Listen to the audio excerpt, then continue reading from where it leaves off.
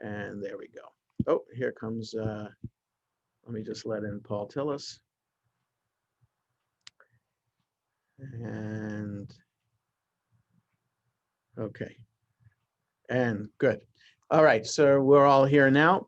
And the portion this week is Noah, and found in the Eitz Chaim, which is the edition that I'm using on page 41, whatever Chumash you have, like Jules is talking about the Hertz Chumash, just find it there. Not hard to find, whatever edition of Chumash or Bible you're using. It's the second portion in the book of Genesis. It's chapter 6, beginning with verse 9. And let me just say the blessing for Torah study. Baruch atah Adonai Eloheinu melech haolam, asher kitshanu b'mitzvotav v'tzivanu la'asok b'divrei Torah. So just the fact that the portion begins with verse 9 raises a question about how Torah portions were divided in relationship to chapters and verses.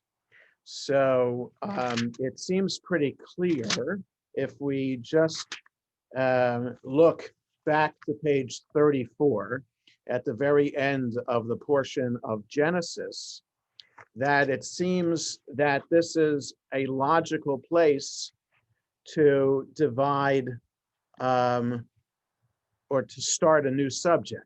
So let me just, okay, there's Barbara.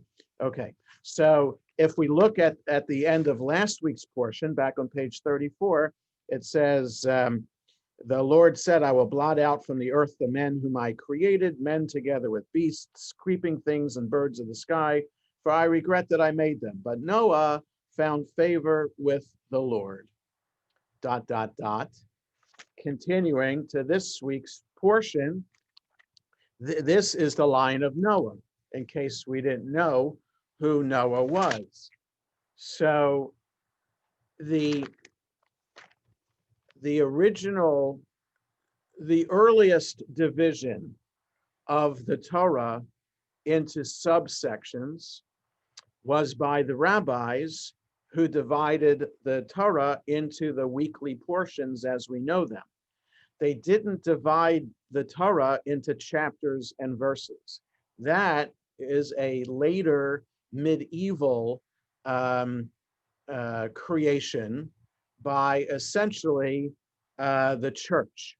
They are the ones who created the idea of chapters and verses.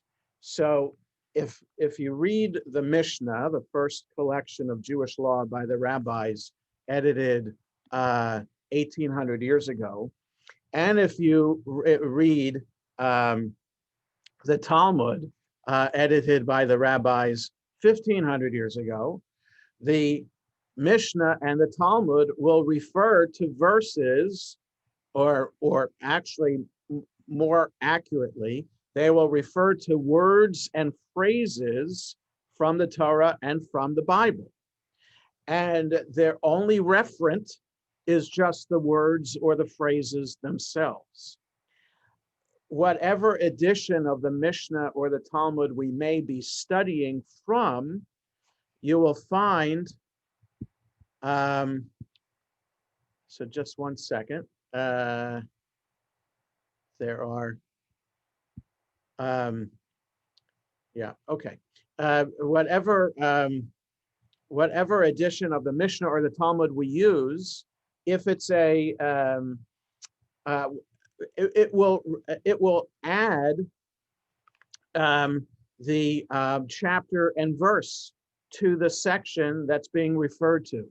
So editors of the Mishnah and Talmud today put in the chapter and verse that is being referred to in the Mishnah and the Talmud. But originally it was just the words, because of the rabbis themselves assumed that everyone knew the Bible by heart. And so if they knew the Bible by heart, all they needed to do was say a couple of words and then everybody knew it. It's only later, a couple of hundred years after the time of the rabbis, that chapter and verse came into vogue, and that became the way to divide up the Torah. and the other books of the Bible. So it's just when the church fathers could care less. In other words, the people of the church who divided up the Torah and the Bible into chapters and verses could care less about the Jewish weekly Torah portions. They weren't going to divide up the chapters based on how the Jews read Torah every week in shul. They didn't care about that. So it's only for us when we see how the Torah is divided and that, why is the portion Noah beginning with chapter 6, verse 9? That seems kind of odd, that we understand the relationship between Judaism and the church. And clearly, the church had a different agenda for dividing up chapters and verses than the rabbis did for dividing up the weekly Torah portions. So we could have a whole course on just the relationship between the church and the Jews, especially when it comes to Torah, but not just about the Torah, about the early church fathers who lived in Caesarea or Caesarea, and the rabbis of the Mishnah who lived there at the same time in their relationship. You read, I don't know, historical fiction like Rashi's Daughters, and that assumes a relationship between Rashi and the priest of his town. Who knows if such a thing happened? And there's historical fiction. Well, there is reality of relationship between rabbis and priests.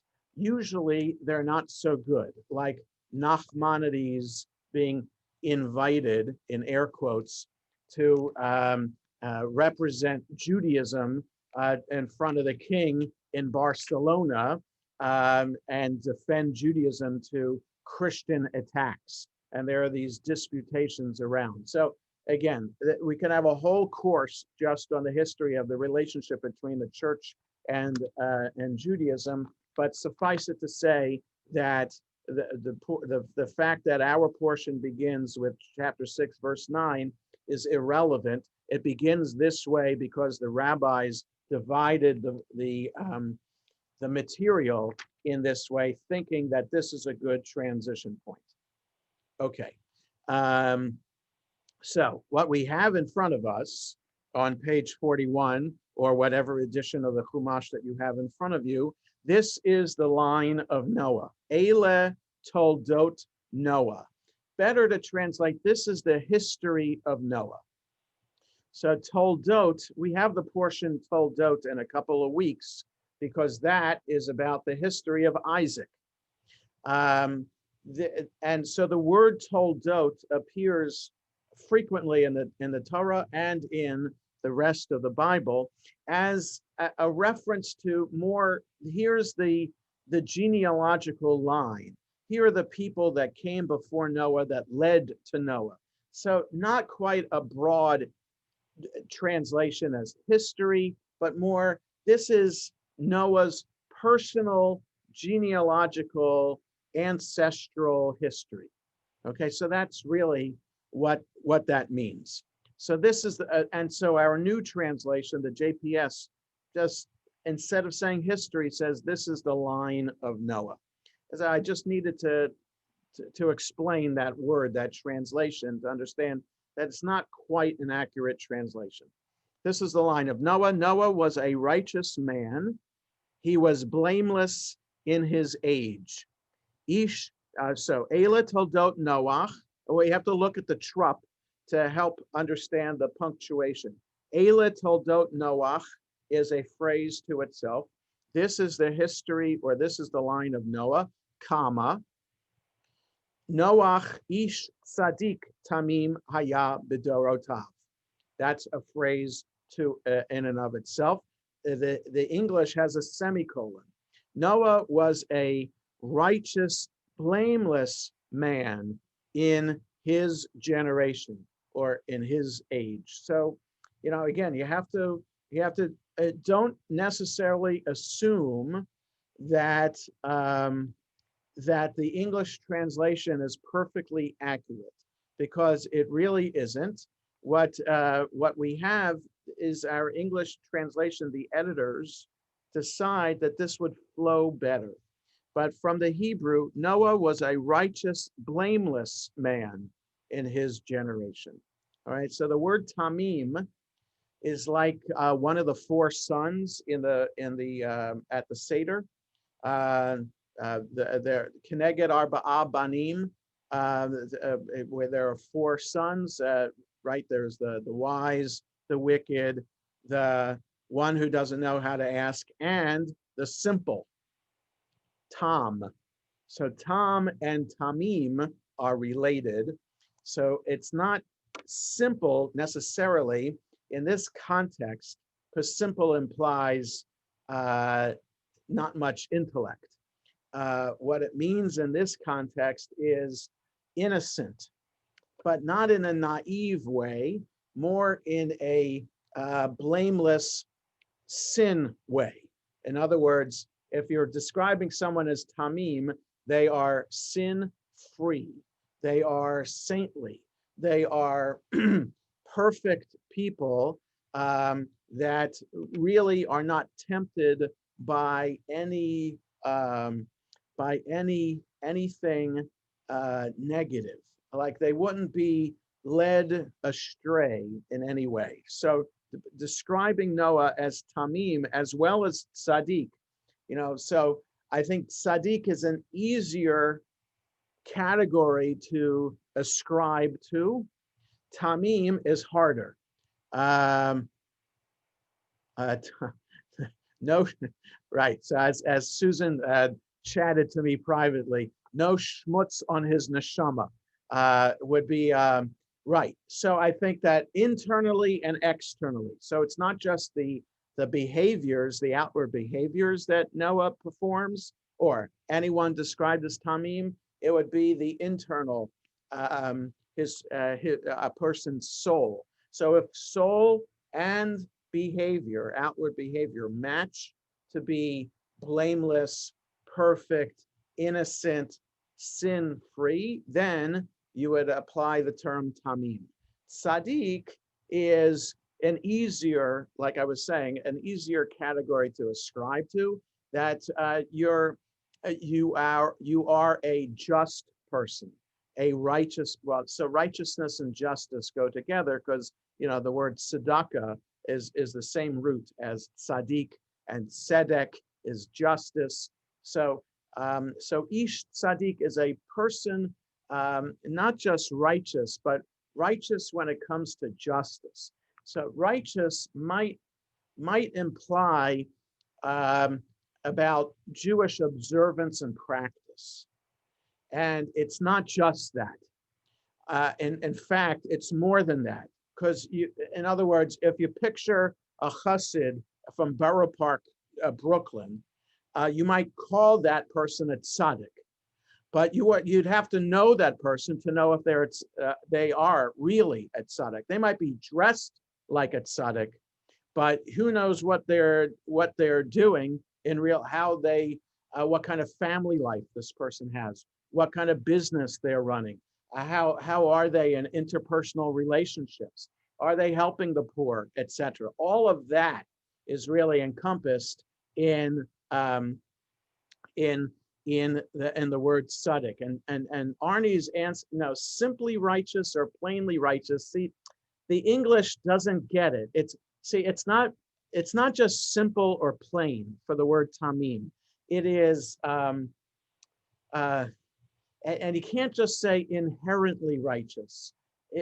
I think it's more of that there isn't. So this is why I'm not a writer or a poet. I don't have words that can just come off the tip of my tongue that can really embody the word tamim in English. So if you can think of a word that is not simple or plain but it is an adjective, right? It is an adjective. Yes, absolutely. Just like the word tzaddik is an adjective. So what I'm saying is tzaddik and tamim are together, as opposed to the English. Noah was a righteous man, semicolon. He was blameless in his age. I think that the Hebrew does not divide it up that way. Noah was a righteous, blameless man. So blameless is better.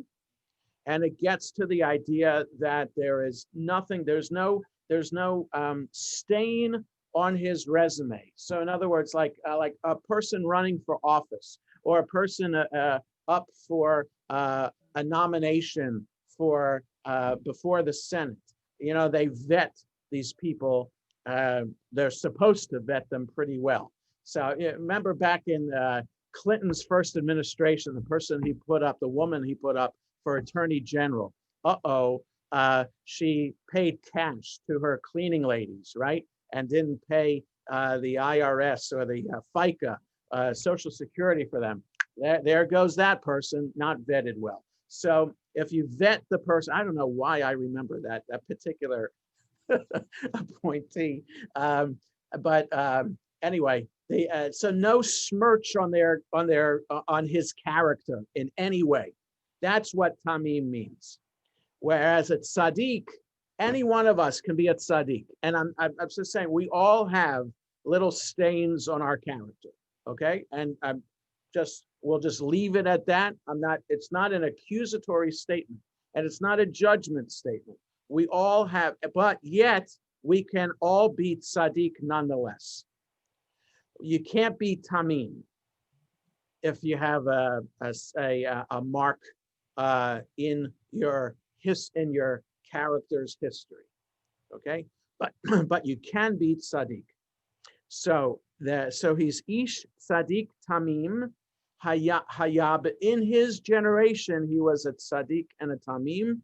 And then here's a phrase that's difficult to translate, and it just says Noah walked with God. See, in Hebrew it has et ha-Elohim hitalech Noach. So the Hebrew, that grammatically, it seems like from the English it's pretty straightforward. It's not in the Hebrew. First, the word et is never translated. You can't translate the word et. The function of the word et is to tell you that a direct object is coming up in the sentence. So those of you who remember English grammar, without being boring and turning people off, you need the word et to say that now the main subject of the sentence is coming up. So ha-Elohim then is the subject of that part of the sentence. And you don't always need the word et, but when you have the word et, it might become significant. I'll show you how ridiculously the rabbis saw the word et.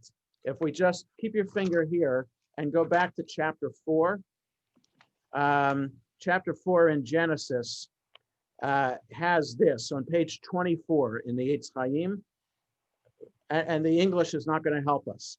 Adam yada et Chava ishto v'tahar. So Adam knew Chava, his wife. Okay, and knowing in biblical Hebrew means sexual intimacy.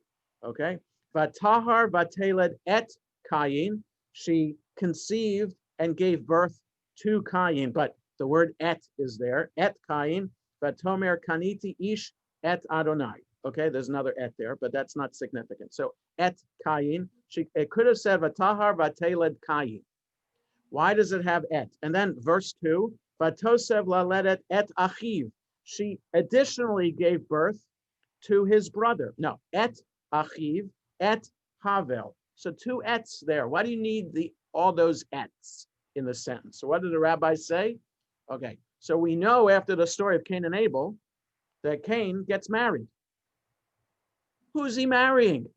Where are the girls coming from? There are no girls here. Adam and Eve, Cain and Abel. Where are the girls?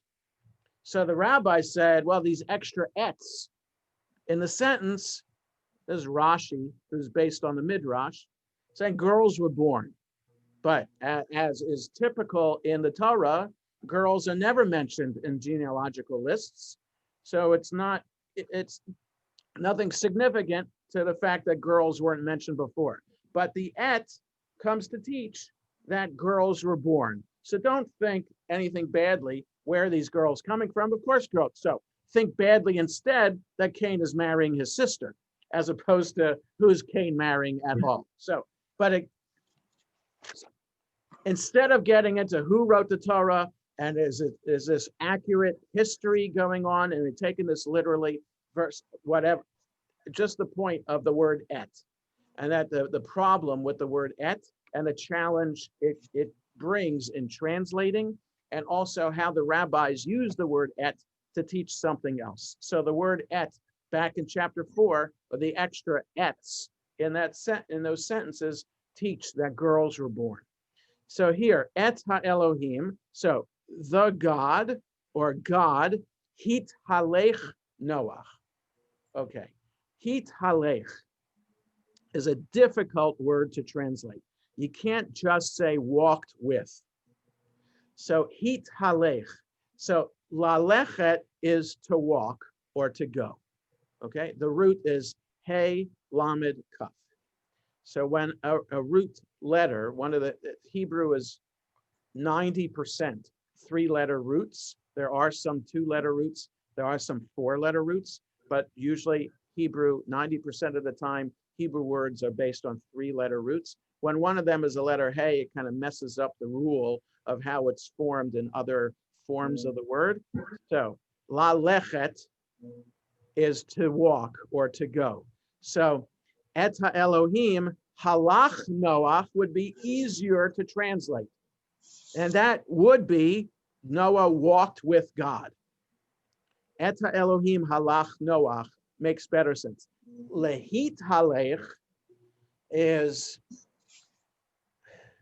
so the heat form of the verb means you're doing something to yourself. So God and Noah had this symbiotic relation of walking with each other. So to say that Noah walked with God, it's more like Noah felt like God was walking with him when Noah was walking with God. So like when Noah was walking, he was thinking about God, and it seemed as if God is walking with him. That's the impact of the word hitalech. So it was like an internalized process of Noah recognizing that God exists and he had a relationship with God. So it's an internalized walking that Noah is doing. So again, the translation having a problem with what not really reflecting the Hebrew here. Yeah, Arnie. No. Oh, okay, because you had. Sorry. So, yes, it is the reflexive form, Susan. It's exactly right. But still, it's yeah. So, okay, so all of this 25 minutes just on this first sentence gets to understand first the challenges of the Hebrew of just this sentence itself, and that we should never take the English for granted. And the other thing is, what's the point of the verse pointing out to us in his generation that Noah was a righteous, blameless man? Why couldn't it just left it Noah was a righteous, blameless man? Why did it have to add the in his generation? Because everyone was corrupt and he was the least corrupt. Okay, so yes, so perhaps, as Saul is suggesting, everyone else in his time was corrupt and he was the least corrupt. So it's pointing out something about the generation that he was living in. And we have to remember back on page 34, which is really only 2 sentences before, but we have a haftarah in between. So we're thinking it's a long time ago, but really within the same chapter, it just says the Lord saw how great was man's wickedness on earth and how every plan devised by his mind was nothing but evil all the time. That is, people were only thinking about evil. And the Lord regretted that God had made man on earth, right? So we know the context, even though there's no context, apparently, right here on page 41, the context is 2 sentences before on page 34, which is just 2 sentences before this, where our portion begins. So we know that it's evil there, but Noah was a righteous, blameless man in his generation or in that generation. Okay, so simply contextually, we have that, but it's not simple enough for the rabbis, because if we turn ahead to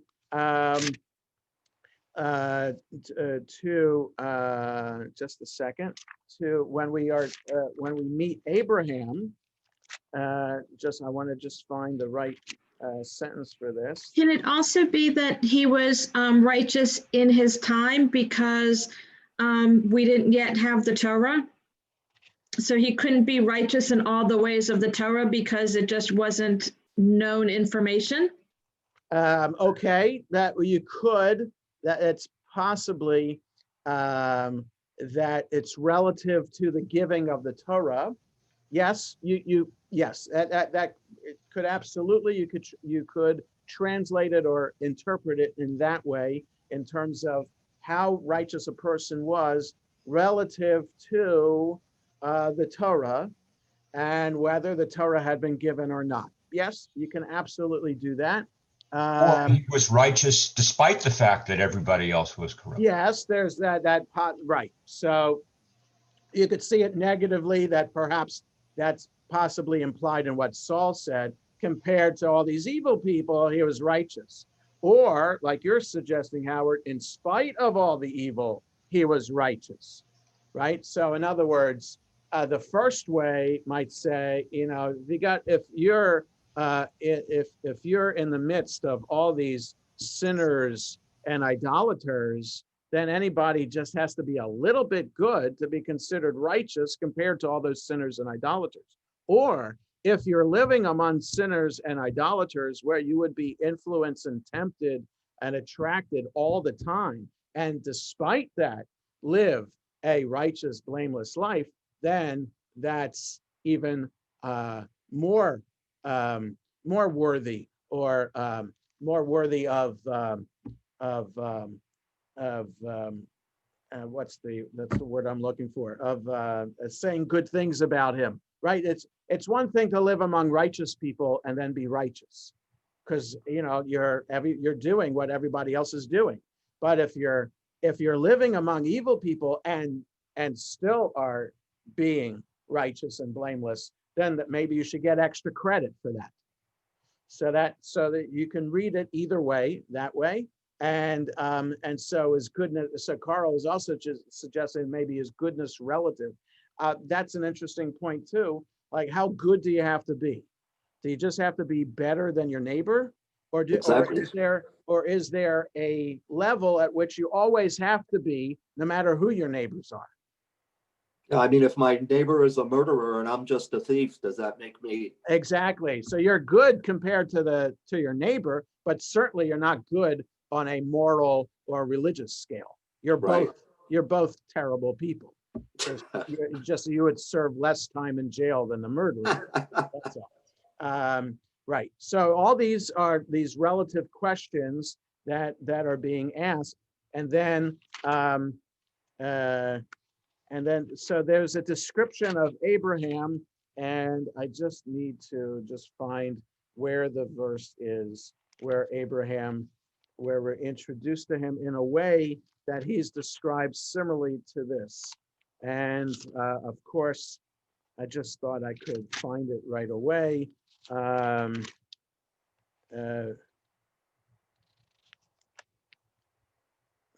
sorry.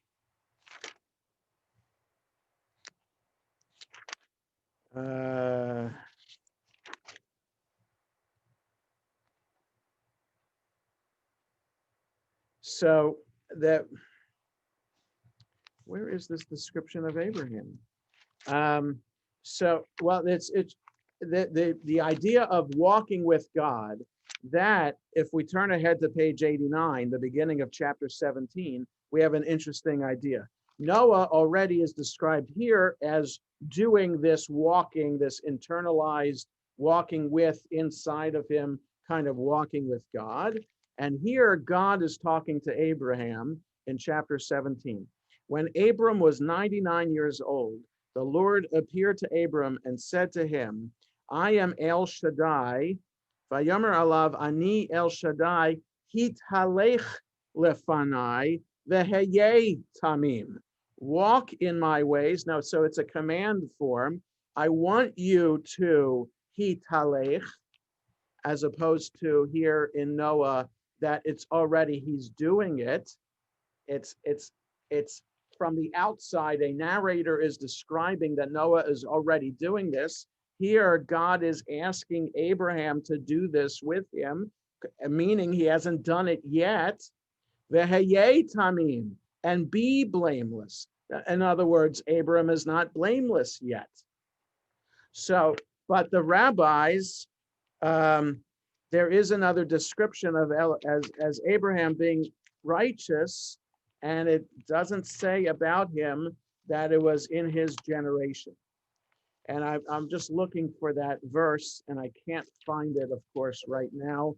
There is a commentary on the Hertz Chumash which says, when Noah walked with God, but Abraham's scripture later tells us that he walked before God. A father takes his young child by the hand so that the latter walks with him, but he allows an older, mature child to walk before him. Right.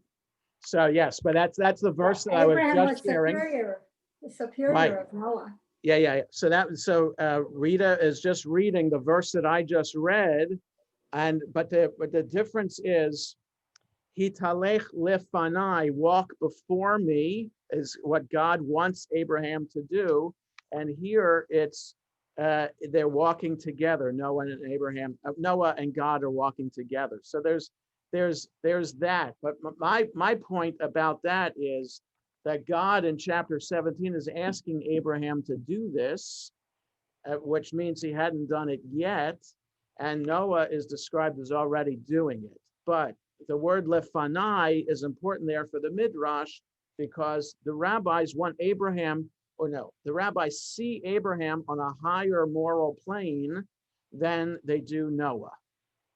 Because when they think of the father of the Jewish people, they think of Abraham, not Noah. And they think of the mother of the Jewish people, they think of Sarah, not Noah's wife, who according to the Midrash, her name is Naamah. But the Torah doesn't tell us that. So even though Noah was 10 generations before Abraham, Noah, and we are descended from Noah, Abraham and Sarah are considered the parents of the Jewish people because of the covenant relationship that they had. There's no covenant between Noah and God aside from the rainbow and the building of the ark. So all this is just extended commentary on how we understand that what this hitalech, what this walking with and internalized walking that's happening between Noah and God, and how blameless a person he is, and why the rabbis saw fit to compare and contrast Abraham and Noah based on the descriptions here. And my point is that I think Noah's in the same category as Abraham based on the words and the usage of the words here and in Abraham's case. And there isn't much sense yet as to why there is a difference. But here I want to point out, perhaps suggest why there would be a difference. So Noah begot 3 sons, Shem, Ham, and Japheth. So I'm back on page 41, the beginning of the portion Noah. The earth became corrupt before God. The earth was filled with lawlessness. When God saw how corrupt the earth was, for all flesh had corrupted its ways on earth, God said to Noah, I have decided to put an end to all flesh, for the earth is filled with lawlessness because of them. I'm about to destroy them with the earth. Make yourself an ark of gopher wood. Make it an ark with compartments and cover it inside and out with pitch, blah, blah, blah, all the descriptions of it. And verse 17, page 43, for my part, I am about to bring the flood, waters upon the earth to destroy all flesh under the sky, in which there is a breath of life. Everything on earth shall perish, but I will establish my covenant with you, and you shall enter the ark with your sons, your wife, and your sons' wives, and of all that lives, of all flesh, you shall take 2 of each into the ark to keep alive with you. They shall be male and female, from birds of every kind, cattle of every kind of creeping thing on the earth, 2 of each shall come to you and stay alive. For your part, take of everything that's eaten, store it away, serve as food for you and for them. Noah did so, just as God commanded him So he did. Do you see any problem, or do you remember anybody else in the Torah who, when they were informed of impending destruction, that they responded, okay, I'll do what you say? Think again about Abraham. What's the example that comes to mind about Abraham, with God informing Abraham of something about to happen? And what did Abraham do? Isaac. Okay, yes. So there's Isaac, what God was going to do with Isaac, and Abraham does not argue with him. Okay, good. I wasn't thinking about Isaac. I was thinking 2 chapters before about destruction. Well, Isaac is destruction, but there's more. So Elizabeth, what are you saying? What about Lot when Abraham? So Lot and Sodom and Gomorrah, right? Lot and Sodom and Gomorrah. So God tells Abraham that he's about to destroy the cities of Sodom and Gomorrah. And Abraham, if you guys can mute yourselves again, I'm just muting you. So with Sodom and Gomorrah, God says, I'm going to destroy these 2 cities. And Abraham says, well, wait a second. What if there are 50 righteous people in the cities? God says, okay, I won't. What about 45? Okay, I won't. What about 40? What about 30, 20, 10? So Abraham argues with God about that impending destruction, and it's not world destruction, it's just 2 cities. Here, God's telling Noah the whole earth is going to be destroyed. All creatures are going to be annihilated. God's going to save 2 of every kind, including Noah and his wife, his 3 sons and 3 daughters-in-law. Right? So the human beings are included in the 2 of each kind, just limited to Noah and his family. And Noah doesn't argue. So perhaps then the fact that Noah, verse 22, Noah did so, just as God commanded him, so he did. No sense there, wait, God, are you sure you want to do this? Yeah, I'm righteous in my generation, but, I've noticed, Yankel over there, he's not a bad guy.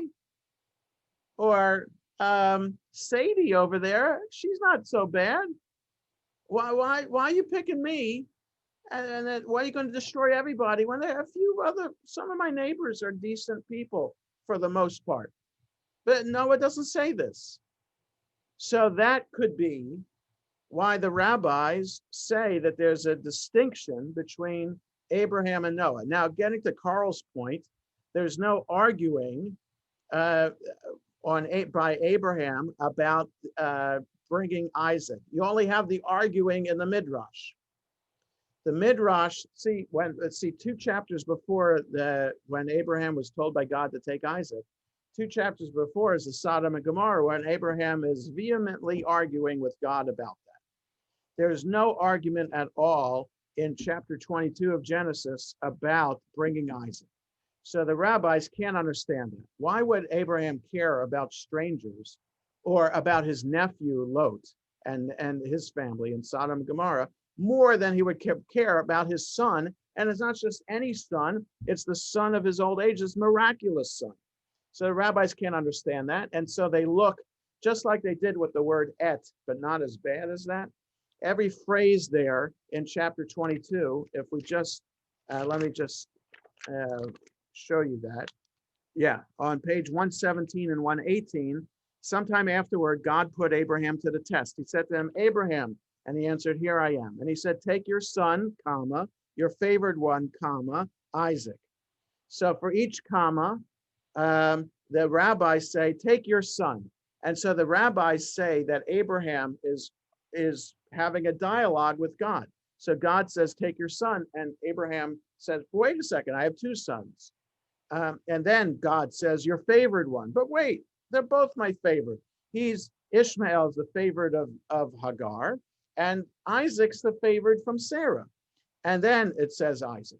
So in other words, there's a little bit of give and take here about Abraham not so willing right away to jump right in and do everything that God says. So it's not defending Abraham. It's not saying It's nowhere near what he did 2 chapters before. But for the rabbis, that's the best they can do to insert some kind of argument or discussion about that. So all of this just about the sense of Bidorotav and his generation, moral relativity and righteousness, etc., about Noah and who he was. Now, there's something interesting too. So this is verse 22 says, Vayas Noach kechol asher tziva oto Elohim. Noah did so just as God commanded him. Cain asah, so he did. The very next verse, Vayomer Adonai, then the Lord said to Noah. Now, we might not think there's a difference between God and Lord, but there is, the rabbis make a big difference. And also biblical scholars make something out of the distinction. Why is it in chapter 6, God is referred to as Elohim? In chapter 7, God's referred to as Adonai. If you just look through the whole chapter, you'll see in chapter 7, it's Adonai here. And a couple of the details are a little bit different, right? The Lord said to Noah, go into the ark with all your household, right? Noah just built the ark. So like the editor made a pretty smooth transition here. For you alone have I found righteous before me in this generation. So here's another description of Noah. Right? Ki otcha ra'iti tzadik lefanai bador hazeh. So there's that word lefanai. Because you, I have seen righteous before me in this generation. So again, a similar kind of description. There's no tamim here, but he is tzaddik. And now we were told, take 2 of all kinds, back in chapter 6. Mikola beima, of every pure animal, you should take 7 pairs. Whoa, I thought it was just 1 pair. Where's 7 pairs coming from? Males and their mates. And of every animal that is not pure, 2, a male and its mate. Oh, this chapter is distinguishing between pure animals and impure animals. But wait a second, you're not telling us what makes an animal pure or not. Right? So now we've read the Torah already. We've read the Torah already, and the rabbis read the Torah already, of course. So, of course, they think pure means whatever is in Leviticus as described as pure is pure. But if we're just looking at the Torah, we haven't gotten to Leviticus yet.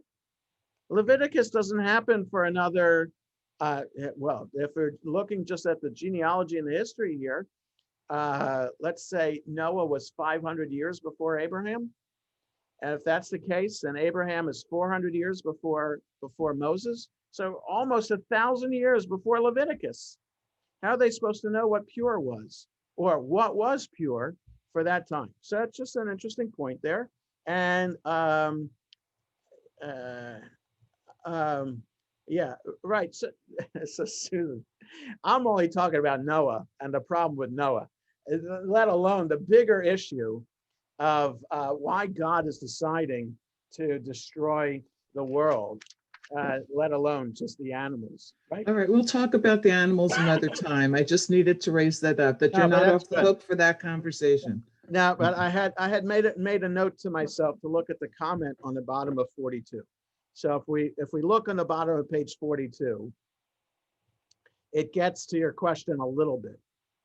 So bottom of 42, below the line, why did God command Noah to build an ark? Surely God could have saved Noah and his family by supernatural intervention. Perhaps God hoped, right? So in other words, God could have saved all the animals by supernatural intervention too, right? So why this devastation? Perhaps God hoped that the project would serve as a warning, moving onlookers to contemplate the threat of destruction and mend their ways. All right, so one thing we have to understand, Susan, is that the rabbis don't really care about animals when it comes to talk about moral relativism. Human beings are the highest creatures. Anything below that, we're really allowed to do whatever we want with them. Okay, yeah, you have to be kind to the animal that you own, but in the scheme of things, we don't really care about the animals in the way that we care about people. Okay.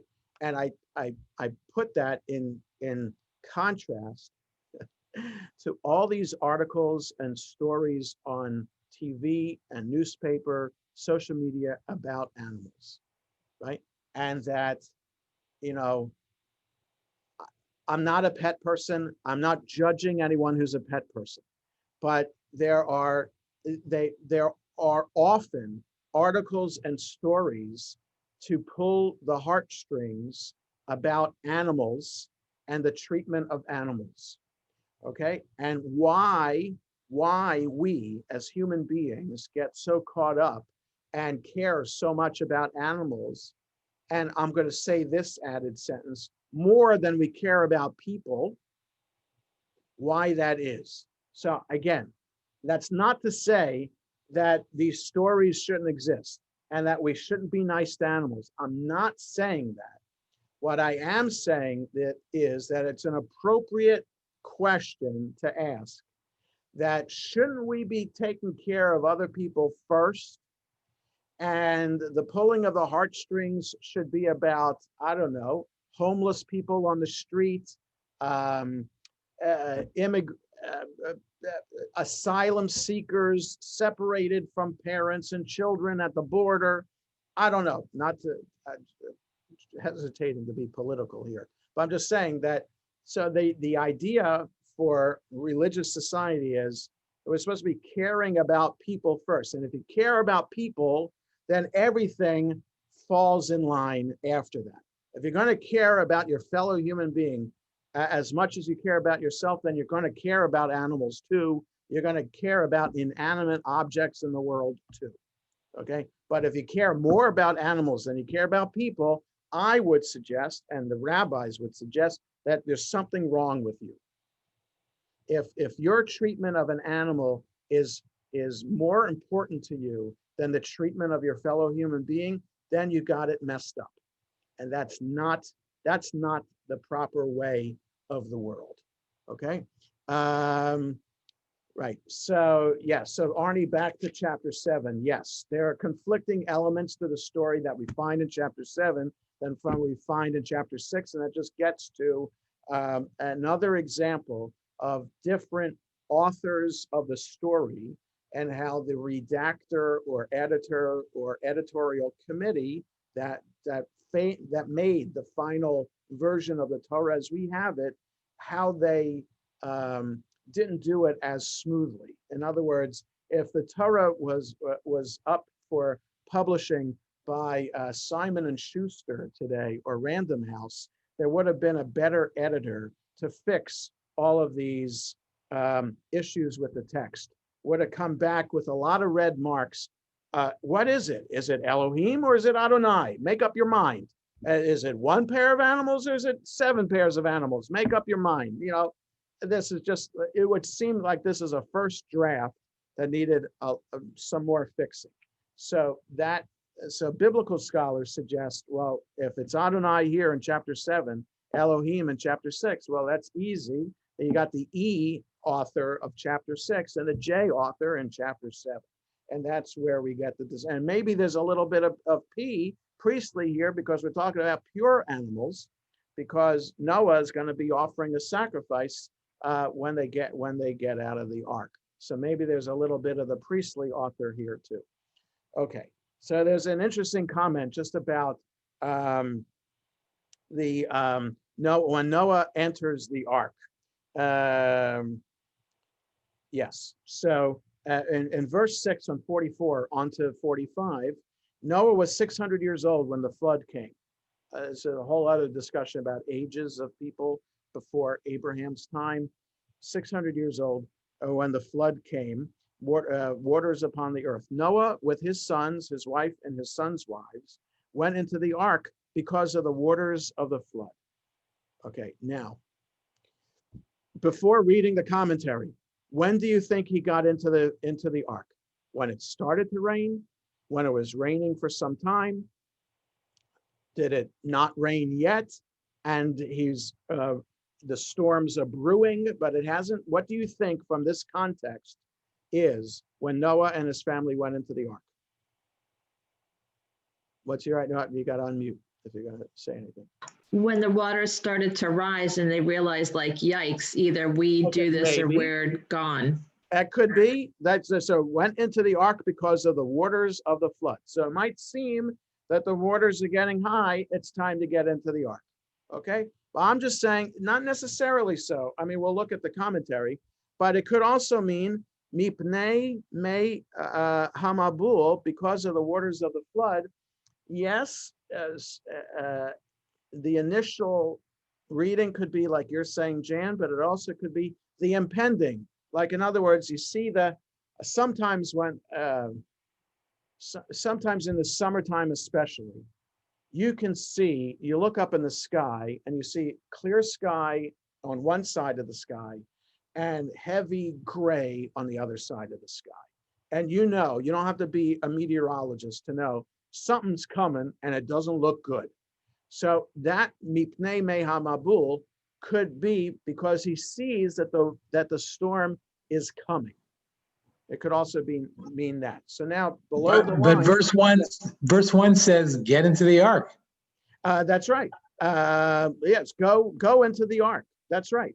And bring these animals with you. Now that's the problem.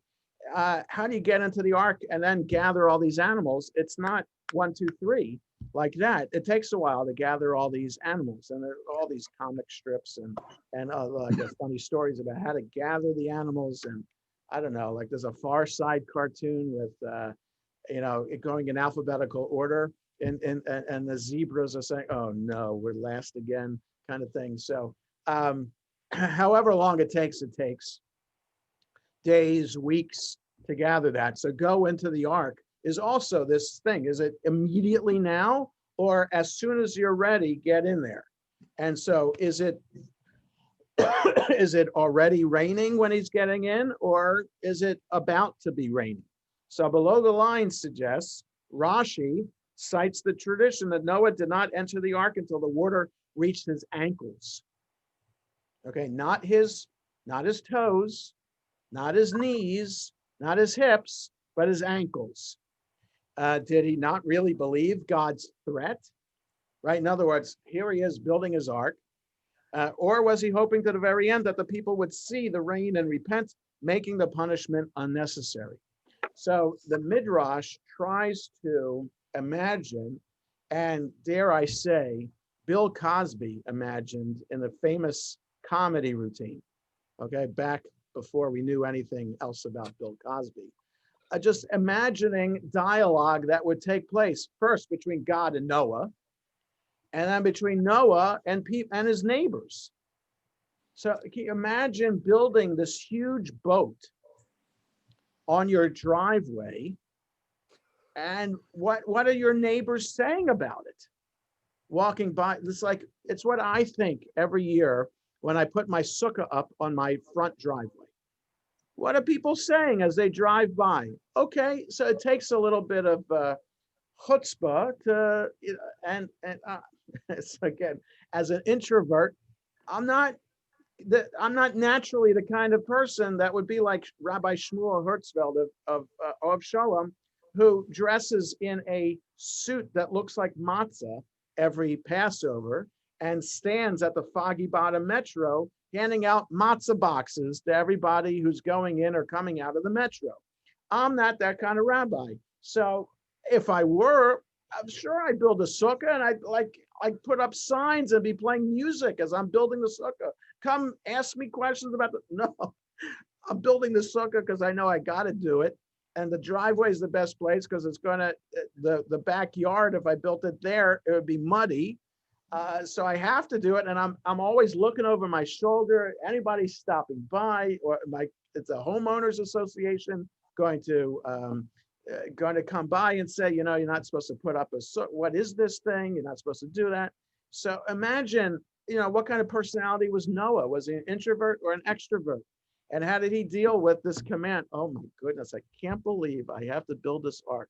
What are the neighbors going to say? Or I'm going to build this ark and I'm going to try to get these people to repent. Like Jonah, who was supposed to go to Nineveh and tell all the inhabitants to repent. Jonah thought that was a fruitless task and he ran away from it. So Noah is building an ark in front of all these people, but he's building it anyway. So the rabbis try to figure out what's the psychology of Noah here and his role as a righteous, blameless person. Is it just him and his family are that way? Or does he have any kind of relationship with the people around? Arnie, you trying to say something? No. Okay. Carl? No. Okay. Well, you're not connected to audio. Yeah. Okay. So anyway, so these are the questions that the rabbis ask, and time is as a fleeting. And so, I have a quick question. Yeah, go ahead, Carl. Okay, so all the animals are gathered up. What about the fish? I've often wondered, okay, so it's a flood. Yeah, the Fish fish, is like it. the fish are lucky. They got saved. Yeah, that's an interesting point. And I think there might be midrash about the fish, but I'm not aware of that right now. Because fish didn't have to worry about being divided up into 7 pairs or even just 1 pair. Or even going on the ark. Oh, right, not even having to go on the ark. That's right. The same could be said about the. Go ahead. I was going to say the same could have been said about the birds. Why did they have to be in the ark? A bird has to land every now and then. Right. Because they landed on the ark. It could have, but then it would have weighed down the ark. But the birds, I think, were destroyed because the waters went above the trees and above all the mountains. It did, right? So literally no place to land. There's no place for the birds to land. They would have died. They can't fly forever. An albatross can fly for a long time, but and yeah, for days. Too, but it's not for. There was flood longer than the amount of time a bird that we know can fly. Wow. Without stopping to refuel. So anyway, lots of questions brought up here about the portion that are food for thought. And I just want to wish everybody a good rest of the day. Stay safe and healthy. We have Minyan this evening at 7:30. And take care, everybody. Thank you. Thank you, Rabbi. Thank you.